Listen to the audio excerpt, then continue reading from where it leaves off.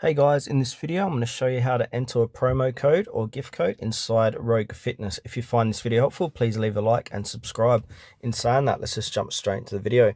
Alright, I'm going to open up my Rogue Fitness app on my mobile device. And now for this demonstration, I'm just going to buy a random product in here. So I'm going to go for this Rogue Echo Bike. So I'm going to add to cart. And now I'm going to go to checkout, because that checkout is the section where you're going to add your promo discount code. So now what I've done here, I've filled out the shipping address. I'm going to pick it up at Cleveland, yada, yada, yada. I've got another functional train. I'll actually remove that. And now from here, you want to continue the payment. So I'm going to click onto that. And now you want to add in your card number, etc. And now if you scroll down a bit, you've got to use a Rogue gift card or e-gift card. So now this is where you want to add in your code. So now go ahead and add in your gift code here, promo code here, and click on apply.